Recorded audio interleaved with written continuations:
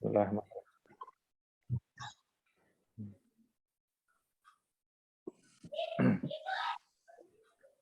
Ya.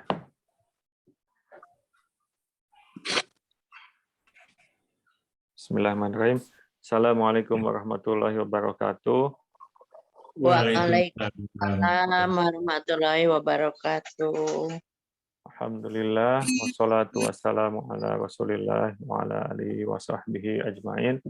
Alhamdulillah Bapak Ibu sekalian, kita bisa berkumpul lagi di acara pengajian online Masjid Nurul Hidayah.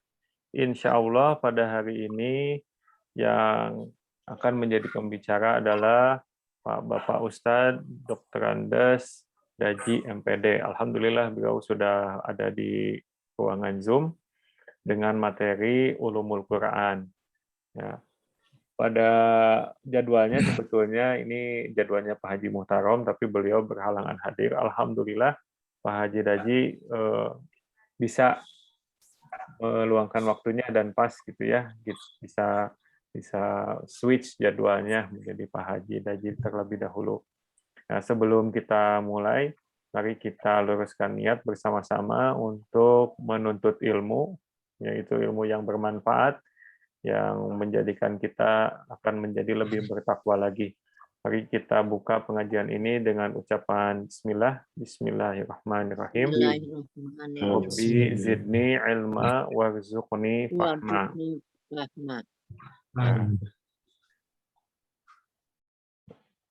Waktunya sudah mencukupi dan juga peserta sudah banyak, juga rekaman sudah saya mulai. Karenanya waktu dan tempat kami persilahkan kepada Pak Ustadz Dr. Andes Haji Daji untuk memulai materinya. Mangga waktu dan tempat kami persilahkan. Fadhol Pak Haji. Ya, aturun Pak Ustadz Lukman. Assalamualaikum warahmatullahi wabarakatuh.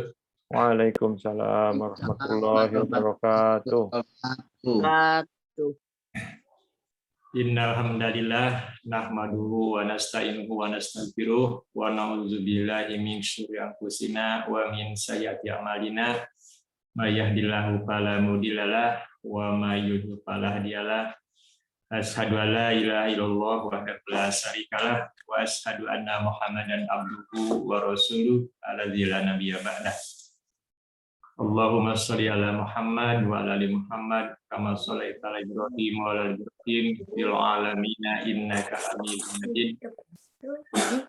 Bapak dan ibu-ibu yang dimuliakan Allah, terlebih dahulu kita sama-sama panjatkan puji dan syukur Allah Subhanahu wa taala bahwasanya di malam hari ini ya untuk yang kesekian kalinya kita bisa berjumpa ya meskipun lewat Zoom ini, dan mudah-mudahan ya kita seperti yang pernah disampaikan sebelumnya, kita bertemu bukan hanya di forum ini ya, tetapi bisa suatu saat kita tatap muka, dan yang lebih spesialnya mudah-mudahan kita sama-sama bisa berkumpul nanti di surganya Allah Subhanahu wa taala. Bapak Ibu rahimakumullah, saya akan meneruskan bahasan kita tentang ulumul Quran, yaitu ilmu-ilmu untuk memahami Al-Quran. Dan yang sekarang akan kita bahas adalah tentang metode tafsir ya, metode tafsir. Secara etimologi, secara bahasa, tafsir itu berasal dari kata fassaro yufassiru tafsiron. Jadi kalau yang belajar ilmu tasrif, perubahan kata, itu termasuk wajan fa'ala yufa'ilu taf'ilan. Jadi fassaro yufassiru tafsiron, yang artinya itu penjelasan. Jadi secara bahasa, secara etimologi, tafsir itu artinya penjelasan. Dan yang dimaksud dengan penjelasan di sini adalah penjelasan ayat-ayat Allah, yaitu ayat-ayat Al-Quran. secara terminologi ya, bahwa tafsir itu adalah suatu ilmu untuk memahami kitab Allah yang diturunkan kepada Rasulullah Shallallahu Alaihi Wasallam. Nah, ada dua metode tafsir. Ya. Yang pertama adalah tafsir bil ma'sur ya, atau tafsir riwayat. Yang kedua adalah tafsir bil ro'i. Nah, tafsir bil ma'sur ini itu adalah kajian atau penjelasan Al-Quran itu ditafsirkan dengan Al-Quran itu sendiri. Ya. Jadi satu ayat dijelaskan oleh ayat yang lain, itu masih ayat Al-Quran.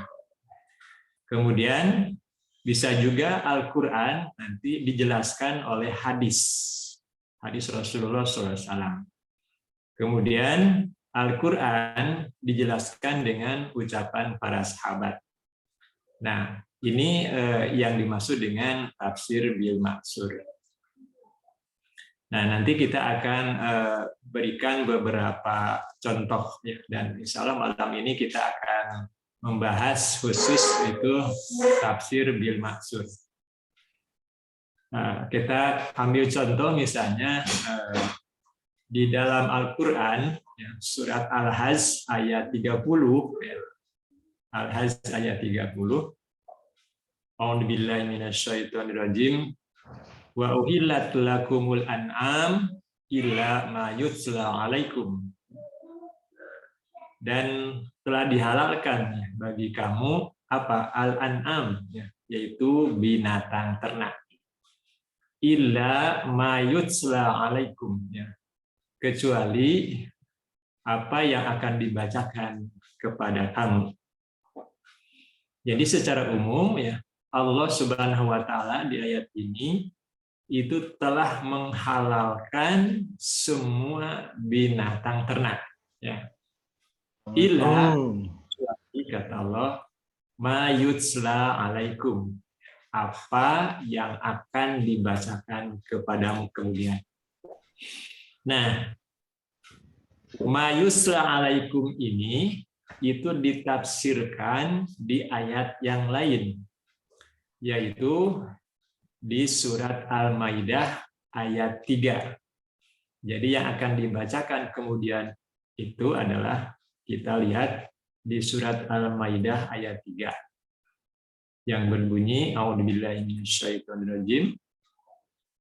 Hurrimat 'alaikumul maitatu wad-damu wa lahmul khinzir wa ma uhilla li ghairillahi bi wal munkhaniqah wal mauqudatu wal mutaraddiyatu wan natihatu wa ma akala sab'u illa ma zakaitum wa ma zuhiba 'alan nusubi wa an tastaqsimu bil azlam zalikum bis.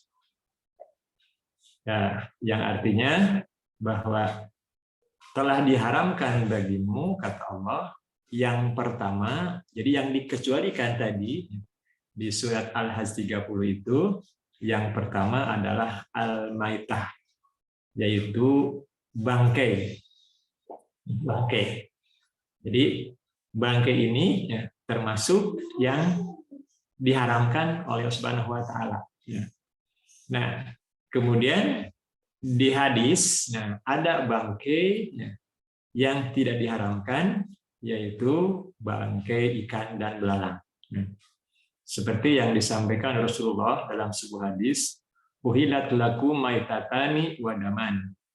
Telah dihalalkan bagi kamu maitatan, artinya dua bangkai, wadaman dan dua darah. Yang dimaksud dengan dua bangkai itu adalah al-jarodu wal hud, yaitu bangkai belalang dan ikan. Wa amadaman ya. Dan yang dimaksud dengan dua darah itu adalah al-kabid wa tihal, yaitu hati dan limpa. Nah, itu yang dikecualikan. Kemudian yang kedua yang diharamkan oleh Allah adalah wadam. Wadam itu sesuatu yang mengalir, dalam hal ini adalah darah. Jadi darah, ya mungkin bahasa kitanya itu marus ya, marus.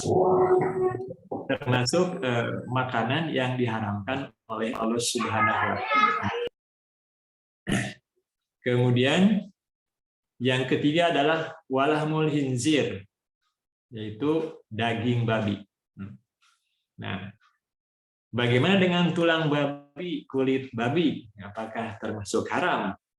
Nah, para ulama sepakat bahwa yang dimaksud dengan daging babi ini adalah keseluruhan seluruh apa yang dimiliki oleh babi, ya, termasuk tulang dan bulunya. Ya. Nah, kemudian kita mengenal bahwa babi itu ada yang di darat, ada yang di laut juga ya, ada. Nah, para ulama berselisih pendapat tentang babi laut. Nah, Imam Abu Hanifah yaitu dia tetap mengharamkan babi laut melihat keumuman ayat tadi, yaitu tentang hinjir babi. Kemudian Imam Malik itu membolehkannya, ya, membolehkannya untuk babi laut, ya. Karena ada hadis yang menyatakan bahwa huwa tohur, bahwa laut itu suci, ya. Ma'uhu, ya, yaitu airnya itu bersih suci, ya. Al-hilu maitata, dan halal bangkainya. Jadi berdasarkan pemahaman dari hadis ini, maka bangkai apapun yang ada ya di laut atau binatang apapun yang ada di laut itu termasuk halal. Nah, ini berdasarkan pemahaman. Oh ini. Kemudian yang keempat yang dikecualikan, yang diharamkan itu adalah wama uhilla li ghairillahi bi, yaitu binatang yang disembelih bukan atas nama Allah Subhanahu wa Ta'ala. Jadi meskipun itu adalah binatang ternak, misalnya kambing, sapi, domba, tapi ketika menyembelihnya ditujukan bukan karena Allah, ya, tetapi karena sesembahan selain Allah, misalnya karena berhala, maka hewan sembelihan ini itu hukumnya haram, hukumnya haram. Nah, ada kebiasaan orang-orang terdahulu ketika akan membangun suatu jembatan misalnya atau suatu gedung, ya, dengan keyakinan mereka supaya jembatan itu kokoh, maka mereka menyembelih binatang ternak, ya.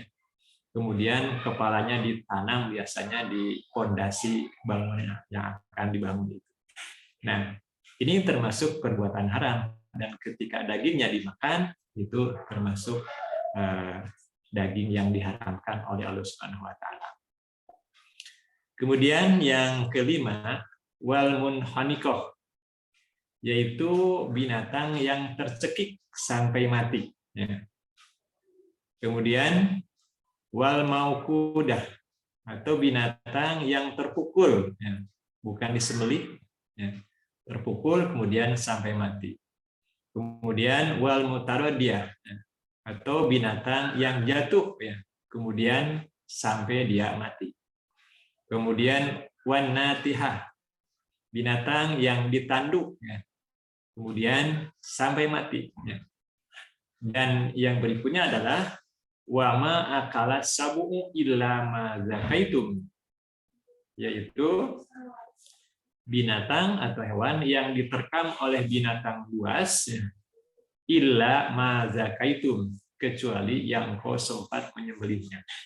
Jadi yang tadi hewan yang terpukul, yang jatuh, yang ditanduk, yang diterkam binatang buas, tetapi masih kelihatan ada nyawanya, ada ruhnya, kemudian sempat menyembelihnya, maka ini menjadi halal, ya.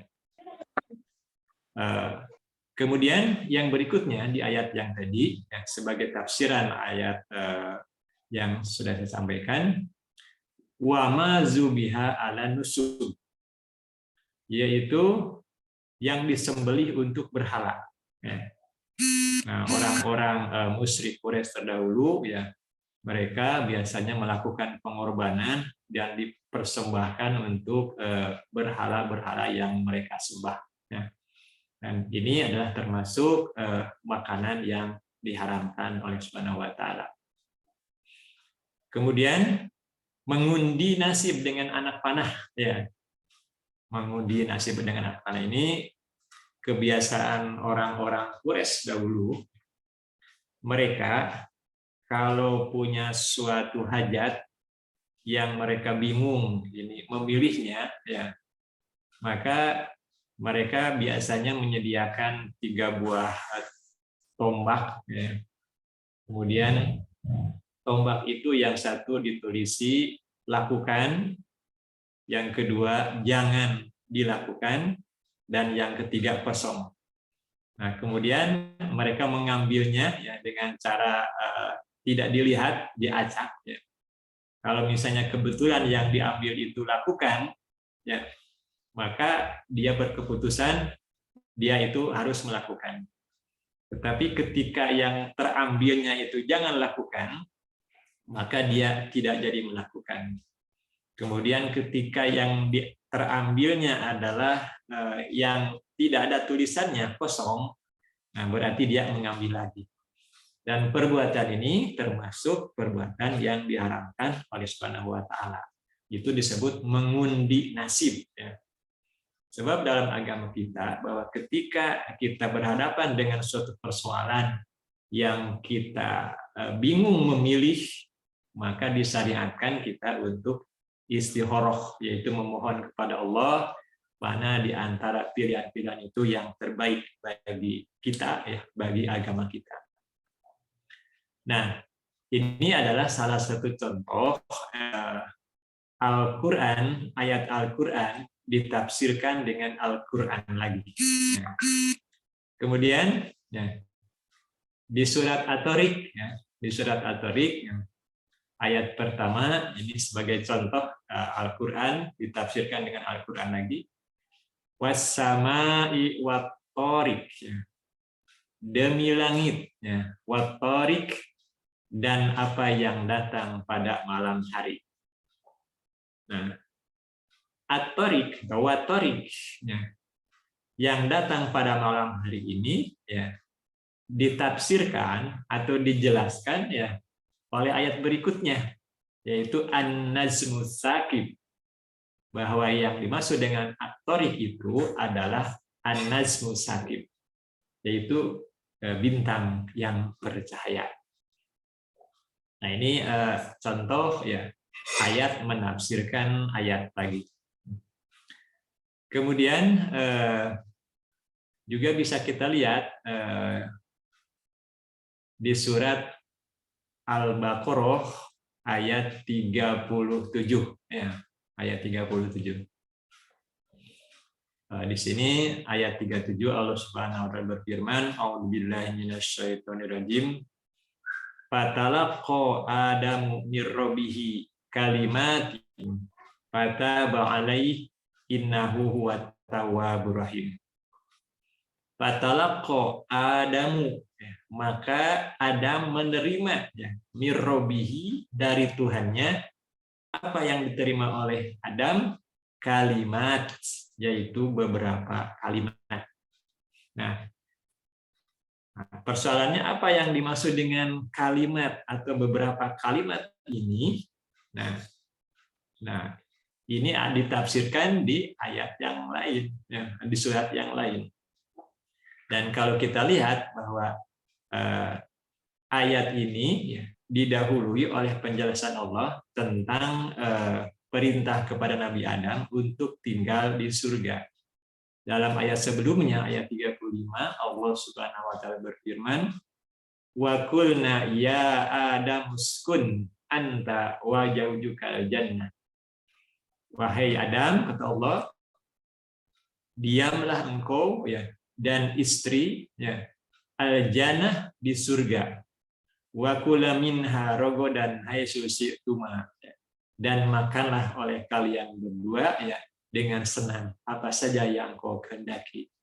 Tapi ada satu larangan, kata Allah, wala taqraba hadhihi syajarah, ya. Dan janganlah kamu mendekati pohon ini, ya. Fatakuna minal zalimin, yang menyebabkan kamu termasuk orang yang zalim.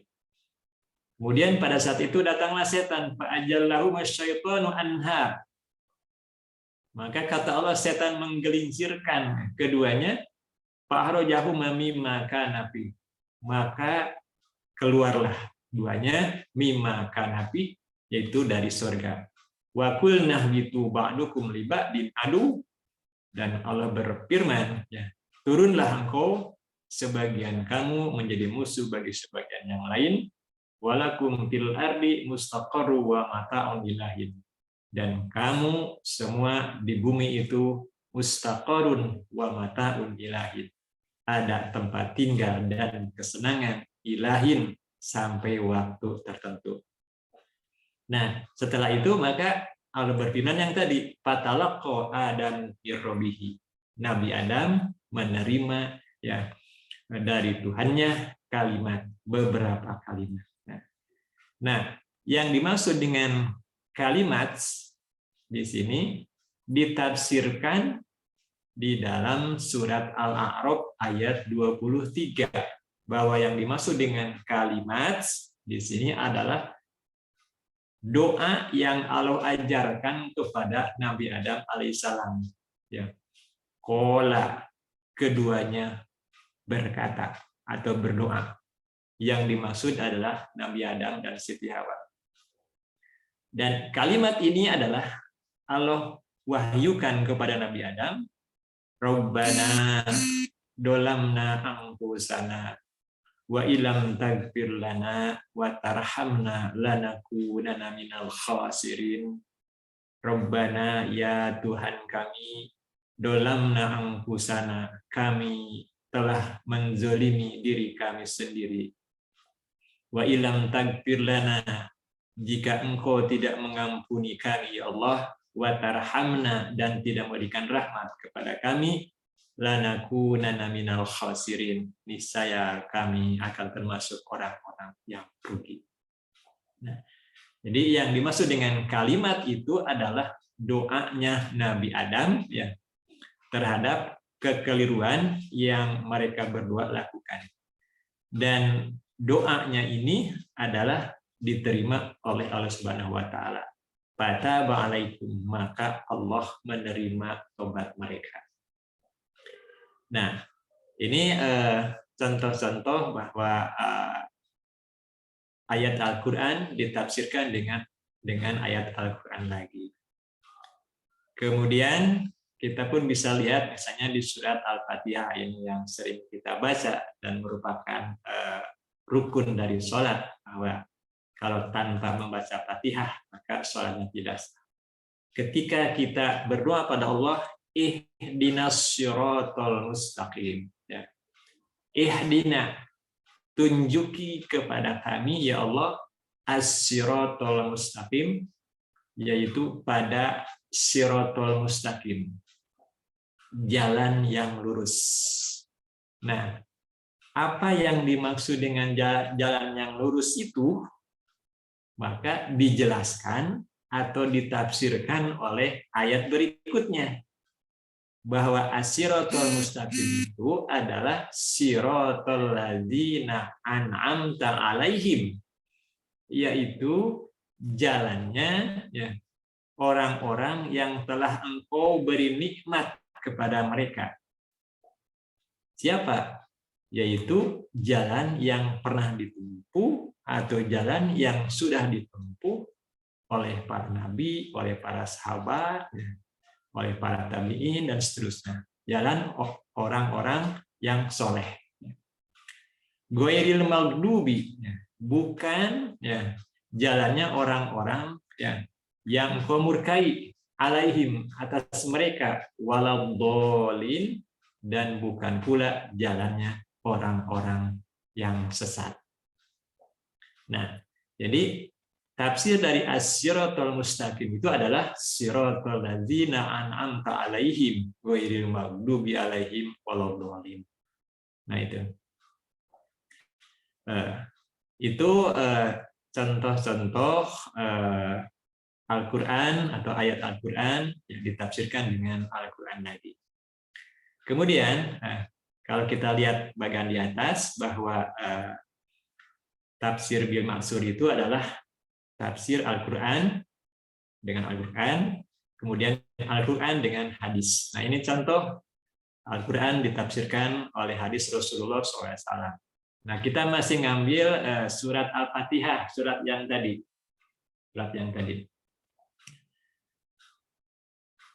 Ihdinas siratal mustaqim.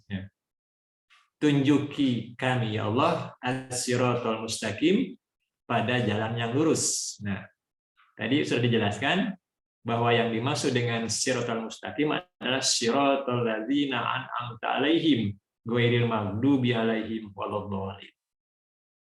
Nah, di sini ada kalimat ghairil maghdubi, bukan jalannya orang-orang yang engkau murkai alaihim, terhadap mereka. Nah, al-maghdubi, ini siapa yang dimaksud dengan al-maghdubi ini? Nah, maka Rasul menjelaskan bahwa al-maghdubi ini, orang yang dibenci oleh Allah itu adalah orang Nasrani, orang Nasrani. Waladdallin, dan ad-dallin orang yang maghdubi itu adalah orang Yahudi. Jadi orang yang dibenci oleh Allah adalah orang Yahudi. Kemudian ad-dallin itu adalah orang-orang Nasrani. Dia sudah melakukan kesesatan, diantaranya adalah menjadikan Nabi Isa sebagai Tuhan. Nah, jadi di surat Al-Fatihah ini ada Al-Quran ditafsirkan dengan Al-Quran, dan di dalamnya Al-Quran ditafsirkan oleh hadis Rasulullah SAW, yaitu penjelasan tentang al-maghdub dan ad-dallin. Nah, kemudian yang berikutnya ini sebagai contoh-contoh saja. Ketika kita tadarus Al-Quran, kita akan melewati surat Al-Baqarah ayat 138 misalnya, yang berbunyi hafizu ala sholawat wassalatil wusta wa qumu lillahi qanitin. Dan kata Allah, hafidu, jagalah atau peliharalah ala sholawat, yaitu semua sholat, wassalatil wusta, dan sholat wusta. Nah, apa yang dimaksud dengan sholat wusta di sini? Maka Rasul menjelaskan bahwa yang dimaksud dengan sholat wusta adalah sholat asar. Nah, ini contoh Al-Quran ditafsirkan atau dijelaskan oleh hadis Rasulullah Shallallahu Alaihi Wasallam. Berikutnya di surat Yunus ayat 26, surat Yunus ayat 26. Berikutnya di bawah.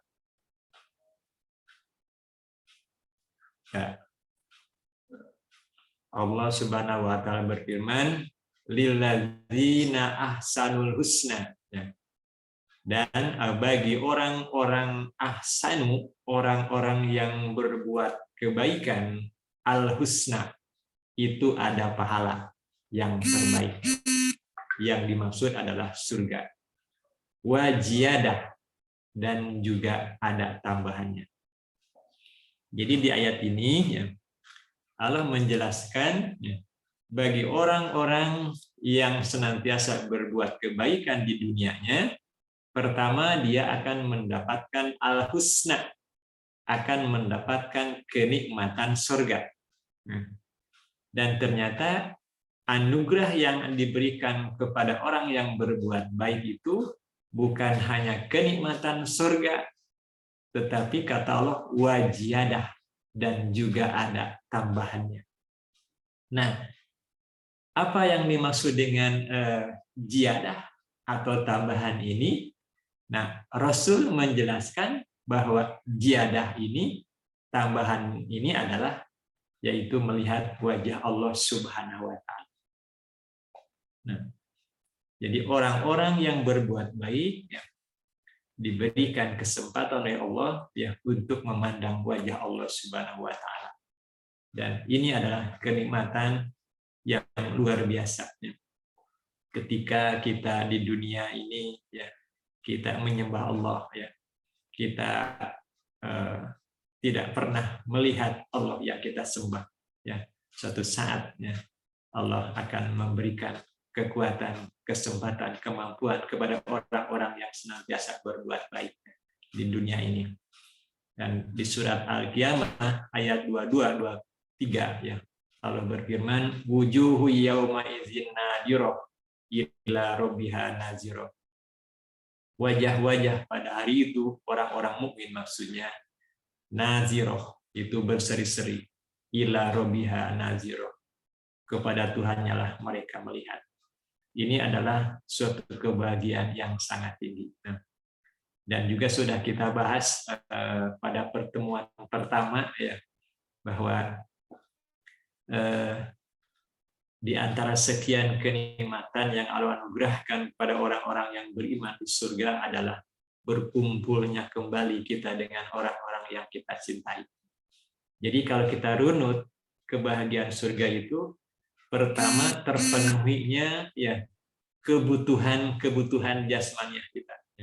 Apapun yang kita inginkan maka akan dipenuhi oleh Allah Subhanahu wa taala. Yang kedua, kebutuhan rohaniah, berkumpul ya dengan orang-orang yang kita cintai. Yang ketiga, puncak kebahagiaan, yaitu diberikannya kesempatan oleh Allah ya untuk berjumpa ya, memandang Allah Subhanahu wa taala. Tentu ini biiznillah, dengan izin Allah Subhanahu wa taala. Bapak Ibu rahimakumullah, hadis ini ya sangat memegang peranan yang sangat penting untuk memahami Al-Qur'an. Tanpa hadis ya kita tidak akan bisa ya memahami Al-Qur'an secara utuh. Ya. Nah, sebagai contoh ya, ibadah-ibadah yang kita lakukan sekarang itu banyak dirinci oleh hadis. Dan kita ya tanpa menggunakan hadisnya ya kita tidak bisa melakukan sholat ya, dan ibadah-ibadah yang lain. Ketika Allah berfirman misalnya di surat Al-Isra ayat 78 yang sering saya baca, a'udzubillahi minasyaitonir rajim.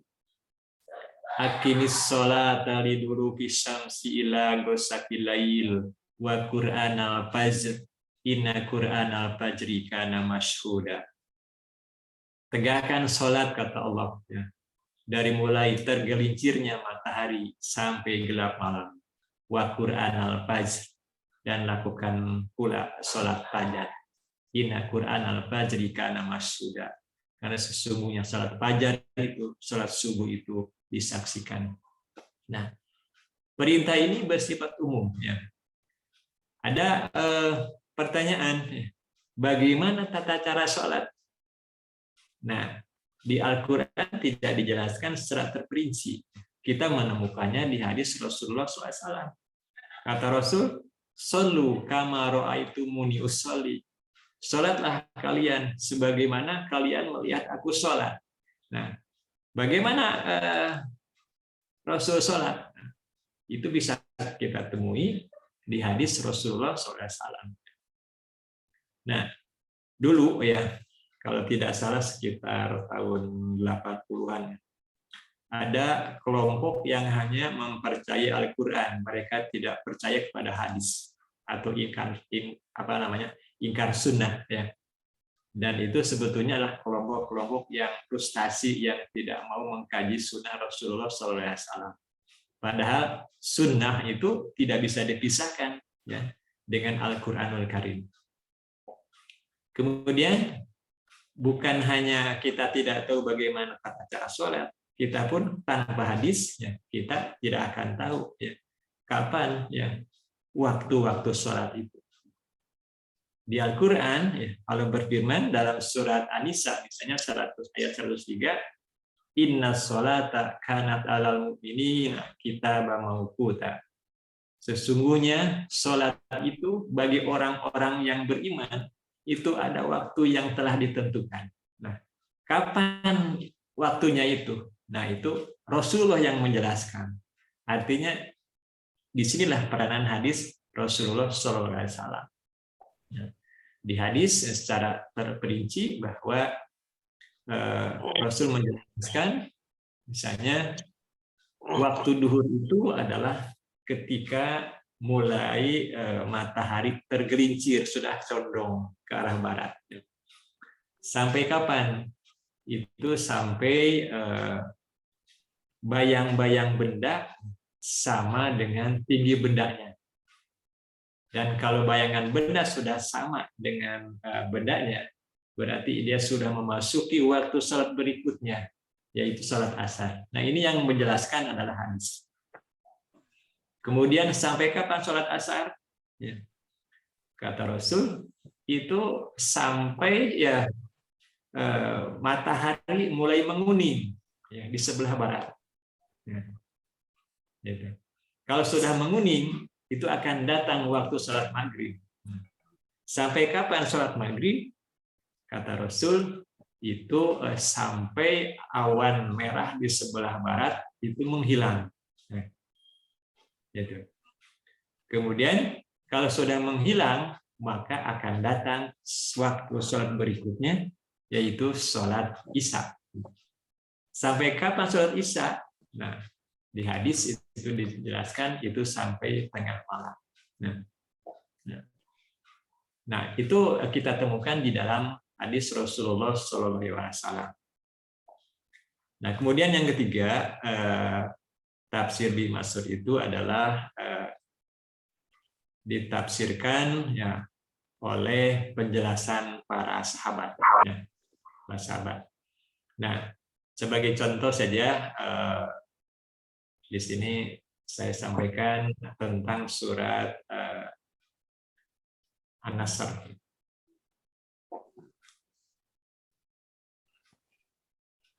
Surat An-Nasr. Ya. A'udzubillahi minasyaitonirrajim.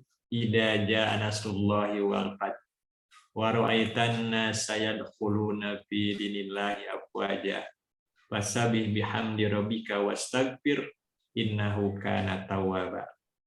Nah, pada suatu saat ya Umar bertanya kepada para veteran perang Badar ya. Umar bertanya, bagaimanakah pendapat kalian, kata Umar, tentang firman Allah ini? Nah, maka para sahabat pada saat itu ya menjawab ya, berdasarkan teks lahiriah ayat ini. Kata para sahabat, kita diperintahkan untuk memuji dan memohon ampun kepada Allah ketika datang pertolongan dan kemenangan. Karena memang ini lahiriah ayat. Tetapi ketika Umar bertanya ya, kepada Ibnu Abbas, wahai Ibnu Abbas, ya, bagaimana menurut pendapatmu? Apakah seperti itu? Kata Ibnu Abbas, tidak. Ya. Kemudian kata Umar, kalau begitu apa ya, pendapatmu? Maka Ibnu Abbas menjawab bahwa ayat ini pertanda bahwa ajal Rasulullah itu sudah dekat. Ya. Jadi ketika Allah menurunkan ayat ini, ya, itu pertanda bahwa ajal Rasul itu telah dekat. Ya. Kenapa telah dekat? Sebab agama sudah sempurna, sehingga kamu, kata Allah, ya, melihat manusia berbondong-bondong masuk agama Allah. Dan kalau agama sudah lengkap, maka tugas Rasul itu sudah selesai. Dan kalau sudah selesai, ini pertanda ya Rasul itu akan segera kembali ke pangkuan Allah Subhanahu wa taala. Luar biasa kedalaman pemahaman Ibnu Abbas ini terhadap ayat-ayat Al-Qur'an. Nah, Bapak Ibu rahimahullah ya, itu gambaran singkat tentang tafsir bil ma'sur. Ya. Jadi sebagai kesimpulannya, ya, tafsir bil ma'sur ini, ya, pertama Al-Quran ditafsirkan oleh Al-Quran sendiri, ya. Kemudian Al-Quran ditafsirkan oleh hadis Rasulullah, dan yang ketiga adalah Al-Quran ditafsirkan oleh pemahaman para sahabat Al-Quran itu sendiri. Karena para sahabat adalah orang yang tahu persis ya kapan di mana Al-Quran itu diturunkan oleh Allah Subhanahu wa taala. Nah, barangkali itu saja yang dapat saya sampaikan, dan mungkin ada yang perlu kita diskusikan, maka dipersilakan Pak Lukman. Alhamdulillahirrahmanirrahim. Barakallahu fiik, Pak Haji Daji sudah mengutarakan mengenai tafsir Al-Quran. Ini masih saya tayangkan ya, yang masih kita membahas tafsir bil ma'thur. Ya.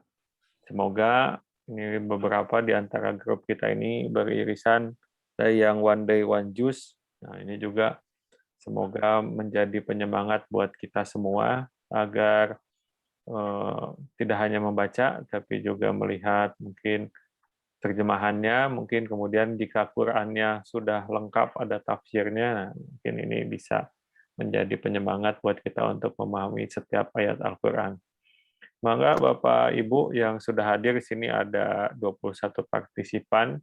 Bapak Ibu barangkali dalam saat tilawah ataupun ada dalam proses mengaji ada yang ingin ditanyakan mengenai tafsir atau ayat-ayat tertentu dalam Al-Quran, mangga dipersilahkan Bapak Ibu untuk open mic-nya, boleh juga open kamera atau open mic-nya aja. Saya kebetulan ini cahayanya kurang bagus, jadi gelap, jadi ya udah dimatikan kameranya.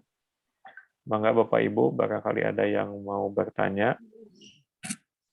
Bu Ani, nah ini udah open, mangga Ibu. Assalamualaikum warahmatullahi wabarakatuh, Ustaz. Waalaikumsalam warahmatullahi wabarakatuh. Ya, Ini alhamdulillah Pak Ustaz, sami-sami sawalerna. Mudah-mudahan sehat sadaya. Amin.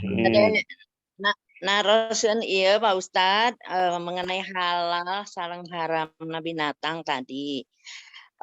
Mungkin dia itu tidak pernah makan karena saya pernah lihat ada orang yang ngasih makan babi gitu. Dia hanya sebagai pegawai, nggak makan gitu. Tapi dia kan mendapatkan gaji dari yang punya itu, dari hasil penjualan babi itu sendiri. Itu bagaimana haram dan halalnya? Itu yang pertama. Yang keduanya mengenai pemotongan ayam karena saya punya tetangga di Jakarta, saudara saya itu orang-orang Chinese motong ayam mungkin tanpa bismillah, bukannya sudon. Nah itu dijual ke pasar umum. Nah sedangkan kita sebagai muslim kan nggak bisa tahu mana yang dipotong secara islami atau dengan doa. Dan juga ada yang dipotong dengan ya biasa sistemnya mereka itu. Bagaimana itu kan kita nggak tahu, nggak bisa memilih gitu. Untuk halal haramnya itu aja mungkin Pak Ustadz. Makasih. Assalamualaikum warahmatullahi wabarakatuh. Waalaikumsalam warahmatullahi wabarakatuh. Mungkin yang pertama tentang hukum pegawai yang bekerja di restoran yang menjajikan hidangan babi, mungkin itu ya, Bu Haji ya. Kemudian yang kedua adalah bagaimana hukumnya jika ada ayam-ayam yang di pasar yang kita tidak ketahui bagaimana proses penyembelihannya, apakah dengan mengucapkan bismillah atau tidak gitu. Mangga Pak Haji Daji. Ya. Atur Bu aja. Yang pertama yang berkaitan dengan ya orang bekerja di tempat apa namanya, di mana disajikan binatang yang diharamkan ya, yang diharamkan, babi ya. Iya. Para ulama berpendapat bahwa keharaman sesuatu ya, misalnya babi ya, itu bukan hanya haram dimakan ya, bukannya haram dimakan. Jadi diperjualbelikan juga termasuk haram ya, termasuk haram ya. Kemudian termasuk juga berkecimpung ya, ikut semacam mendukung tentang apa namanya, mempublikasikan atau apa namanya,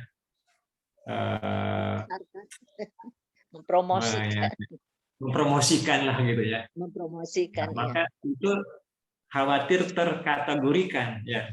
Nah, terkategorikan itu akan terjerumus kepada keharaman.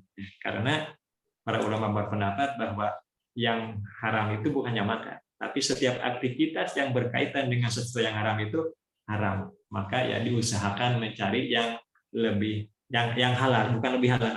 Karena tidak ada yang lebih halal. Nah, seperti misalnya tentang khamar saja ya. Dan khamar itu diharamkan bukan hanya makan saja ya, tapi menyajikan. Dia tidak makan, cuma dia menyajikan saja atau menyuruh ya, menyuruh. Pokoknya aktivitas-aktivitas yang berkaitan dengan khamar itu terkategorikan haram. Nah, maka sama halnya juga ya dengan yang barusan diterangkan. Jadi diupayakan kalau sudah jelas keharamannya ya, dan dia termasuk ya mungkin barangkali yang mempublikasikan itu ya diupayakan mencari yang lebih aman ya, yang lebih aman ya, itu. Ini yang pertama. Yang kedua yang berkaitan dengan status penyembelihan ya. Kalau kita sudah yakin bahwa melihat gitu ya, yakin bahwa itu disembelihnya tidak pakai bismillah, ini jelas harus ditinggalkan. Ya, kalau ya. Tapi ketika tidak jelas apakah ini pakai bismillah atau tidak, ya, maka para ulama mengambil jalan tengah, ya, yaitu minimal kita pada saat makannya kita membaca bismillah. Ya, gitu. Bismillah ya. Tapi itu kalau kita 50-50 lah gitu ya. Nah, tapi kalau kita yakin itu tidak pakai bismillah, apalagi misalnya yang memproduksinya adalah yang menyembelihnya non-muslim, nah jelas ini haram ini. Karena kita sudah yakin bahwa itu statusnya tidak disembelih atas nama Allah. Begitu Bu aja. Nah, ya soalnya kita di pasar tuh nggak tahu yang menyembelih itu siapa, bagaimana. Jadi bismillah sendiri aja jadi. Iya. Ya, jadi jalan keluarnya ya para ulama beristihad seperti itu. Gitu. Iya.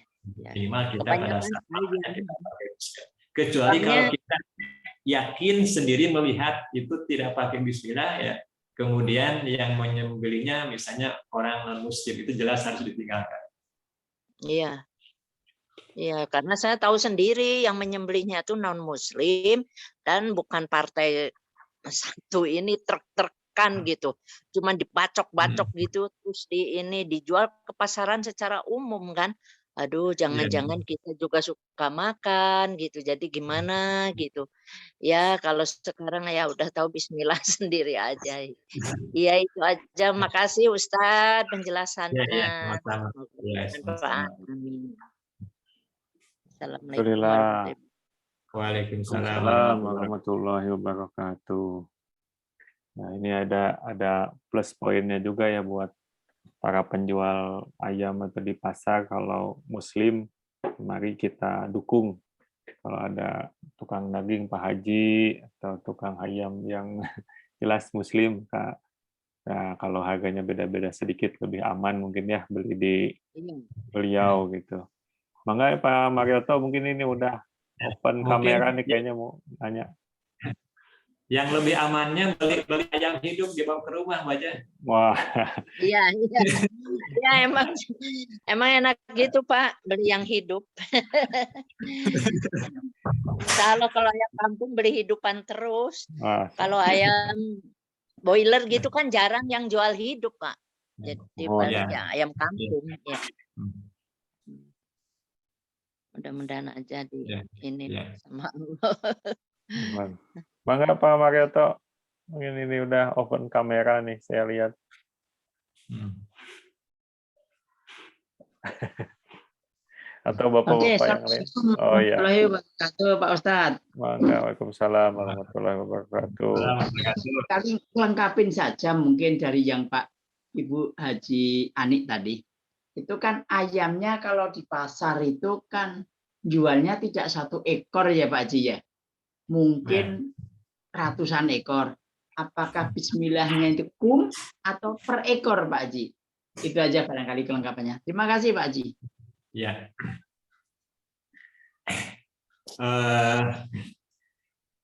Kalau berdasarkan apa yang pernah dilakukan oleh Rasulullah, itu adalah per nyawa ya, per ekor berarti ya, per ekor ya. Karena ketika Rasulullah akan menyembelih kambing, misalnya hewan kurban, itu maka Rasul sebelum menyembelih 1 ekor kambing itu dia membaca Bismillahi Allahu Akbar. Bismillah Allahu Akbar. Cukup singkat, jadi insya Allah tidak capek gitu, insya Allah. Tidak capek baca doanya. Ya baca doa ya. Karena itu per nyawa, per ruh gitu ya. Ya. Ya, ya Allah. Ya. Perlu. Kalau korban kan kita pasti ya Pak ya. Nah ya, seperti yang disampaikan oleh Ibu Haji tadi, itu kan banyak kan itu. Kadang-kadang, ya bukan kadang-kadang, karena kita tidak menyaksikan tadi ya Bu Haji ya. Sehingga saya lihat juga, teman saya juga ada yang dagang ayam dulu. Nah, seperti kalau yang di Cicadas itu saya lihat yang jualan Pak Haji memang per ekor nyembelihnya juga itu. Bismillah juga kelihatannya kalau belanja di situ itu saya. Terima kasih Pak Haji. Ya, sama Pak ya.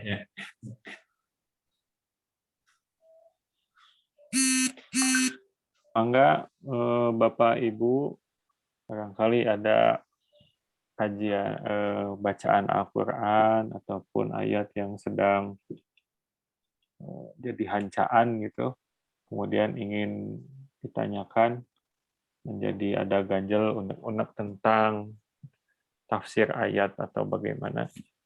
Karena pada hari ini kita membahas tadi, saya rekap lagi, membahas tafsir berdasarkan bil ma'thur. Ya. Mangga Bapak Ibu, barangkali ada yang ingin bertanya atau mendiskusikan lebih lanjut. Mungkin pertemuan selanjutnya dira'yi ya, ini Pak Ustadz Haji ya. Ya. Mohon. Mangga Bapak Ibu. Ya, kalau sudah cukup mungkin. Ya, sudah cukup mungkin. Mohon. Mangga Pak Ustadz Haji mungkin untuk closing statement-nya, penutup sekaligus mungkin juga untuk doa. Mangga dipersilakan. Ya, hatur nuhun Pak Ustadz Lukman, Bapak Ibu rahimahullah, ya alhamdulillah kita telah bertemu dan mudah-mudahan pembahasan kita akan semakin mendekatkan diri kita pada Allah Subhanahu wa taala ya. Dan mudah-mudahan kita menjadi orang pencinta Al-Qur'an. Amin. Karena dengan membacanya jadi ibadah, mendengarkannya jadi ibadah, kemudian belajar, kemudian mengajarkannya akan menjadikan kita menjadi manusia yang terbaik di sisi Allah Subhanahu wa taala. Amin ya rabbal alamin. Marilah kita akhiri sama-sama dengan bermunajat Allah Subhanahu wa taala. Alhamdulillahirabbil alamin, hamdan yuwafi ni'amahu wa yukafi majidah.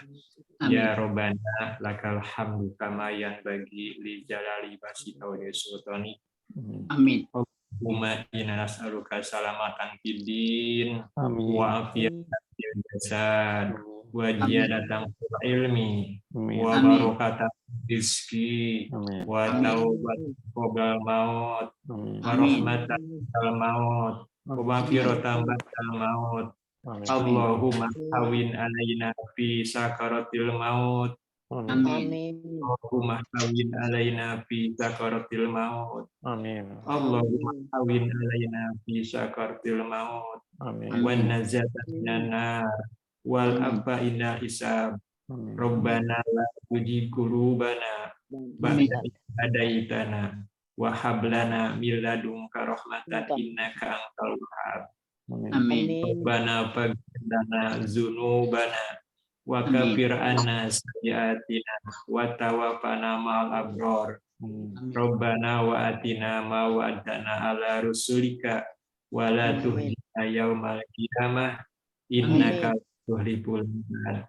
Allahumma anfa'na bilam tanah wa alimna ma yanfa'una wa zidna ilman. Rabbana atina fid dunya hasanah Amin. wa fil akhirati hasanah wa qina azabannar. Amin. Subhanaka rabbil izzati amma yasifun. Wassalamu alal mursalin walhamdulillahi rabbil alamin. Amin ya Allah ya rabbal alamin. Assalamualaikum warahmatullahi wabarakatuh. Waalaikumsalam warahmatullahi wabarakatuh. Atur nuhun Pak Haji. Alhamdulillah. Atur nuhun Pak Haji Daji. Kanggo topik pembahasannya sareng doa-doanya. Alhamdulillahirabbil alamin. Bapak Ibu yang dirahmati Allah Subhanahu wa taala, alhamdulillah pertemuan kita pada hari ini sudah selesai. Saya malah jadi lupa tadi menyampaikan juga ketika udah mengetahui bersama tadi di WA dan di media sosial, salah satu pemimpin kita itu wali kota Bandung kita yang tercinta Mang Oded meninggal dunia pada hari ini. Beliau Masya Allah sekali akan menunaikan khutbah Jumat setelah sholat sunat. Qadarullah Allah memanggil beliau ya. Ya, mari kita berdoa bersama untuk beliau. Mungkin besok saya tidak tahu beritanya mungkin, tapi pada kesempatan kali ini mungkin kita bisa memanjatkan doa bersama.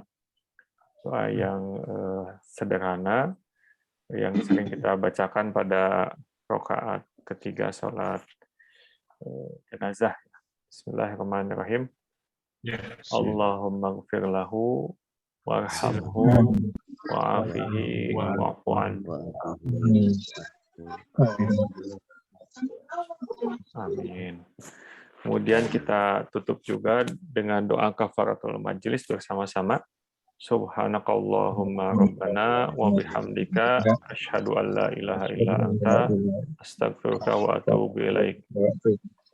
Terima kasih Bapak Ibu, semoga semua waktu kita, kuota kita, dan ikhtiar kita untuk terus menuntut ilmu, Allah betul-betul turunkan hidayah kepada kita supaya kita menjadi semakin orang yang bertakwa.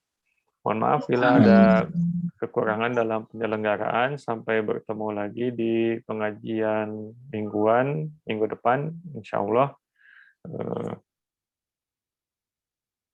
Wabillahi taufiq wal hidayah. Wassalamualaikum warahmatullahi wabarakatuh. Waalaikumsalam warahmatullahi wabarakatuh. Ayo nama gampil lah betul Pak Ustadz. Alhamdulillah. Benar harus Ferdi. Ya, alhamdulillah ya. Lancar.